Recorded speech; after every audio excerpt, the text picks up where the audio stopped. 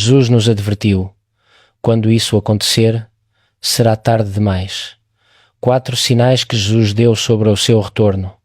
E se eu te dissesse que Jesus não apenas prometeu que voltaria, ele nos deu 4 sinais de advertência específicos que apareceriam pouco antes da sua chegada, e quando o sinal final começar a se manifestar, será tarde demais.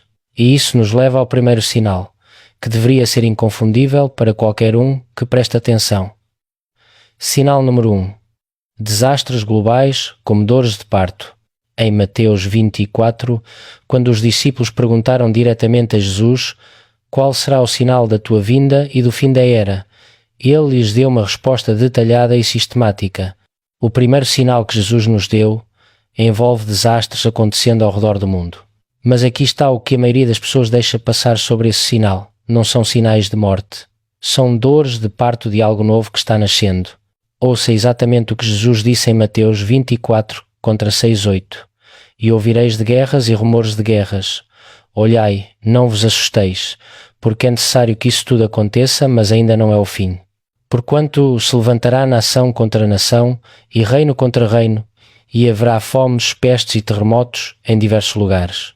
Mas todas essas coisas são o princípio das dores. Essa frase princípio das dores é crucial. No grego original, significa literalmente dores de parto.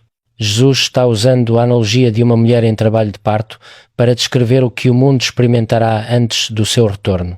Agora, isto é o que torna essa analogia tão profunda. As dores de parto têm 3 características distintas, aumentam em frequência, aumentam em intensidade e sinalizam que algo maravilhoso está para nascer, apesar da dor envolvida. Estamos vendo esse padrão hoje. Guerras e rumores de guerras estão constantemente nas manchetes. Nação se levanta contra nação, não apenas em conflito militar, mas em guerra económica, ciberataques e tensões internacionais que parecem se intensificar mês a mês. As fomes estão afetando mais pessoas agora do que em qualquer outro momento da história registrada, apesar da nossa tecnologia agrícola avançada. Terremotos estão sendo registrados com frequência crescente e muitos cientistas admitem que não entendem completamente porque a atividade sísmica parece estar se intensificando em vários lugares do mundo. Algo novo está nascendo. Quando uma mulher está em trabalho de parto, a dor é intensa, mas todos na sala de parto sabem que essa dor é produtiva. Não é sofrimento inútil. É o processo necessário que traz nova vida ao mundo. Jesus está-nos dizendo que o caos global que estamos presenciando não é uma catástrofe aleatória. É a dor produtiva que precede o nascimento do seu reino na Terra. Mas aqui é onde isto se torna ainda mais interessante. As dores de parto não duram para sempre. Elas aumentam em intensidade até o momento do nascimento e então a dor cessa e a nova vida aparece. Jesus está-nos dizendo que esses desastres globais culminarão no seu retorno e no estabelecimento do seu reinado na Terra. Isso deveria mudar completamente como respondemos às más notícias. Em vez de nos sentirmos sobrecarregados por relatos de guerras, desastres naturais e crises globais, deveríamos levantar os olhos porque a nossa redenção se aproxima. Mas a analogia das dores de parto nos leva diretamente ao segundo sinal que está acontecendo não no mundo mas dentro da própria Igreja. Sinal número 2.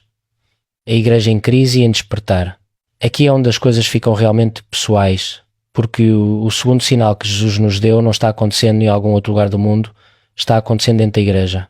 E quando você vir o que Jesus previu que aconteceria ao próprio cristianismo antes do seu retorno, entenderá porque tantos crentes hoje sentem que algo mudou fundamentalmente no cenário espiritual. Mas aqui está o que vai te surpreender. Esse sinal parece se contradizer. Jesus escreveu 3 coisas que acontecem à Igreja simultaneamente e que, à primeira vista, parecem impossíveis. A Igreja estará diminuindo e crescendo ao mesmo tempo. Será mais fraca e mais forte. Será mais odiada e mais eficaz. Como isso é possível? Fique comigo. Porque, quando você entender esse paradoxo, verá porque podemos estar mais perto do retorno de Cristo do que a maioria imagina. Jesus disse em Mateus 24, contra 9:14, então vos hão de entregar para serdes atormentados e matar-vos-ão, e sereis odiados de todas as nações por causa do meu nome. Nesse tempo, muitos serão escandalizados, trair-se-ão uns aos outros e uns aos outros se odiarão.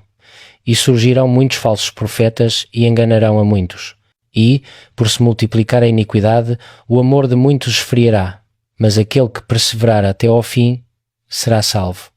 E este Evangelho do Reino será pregado em todo o mundo em testemunho a todas as nações. E então virá o fim.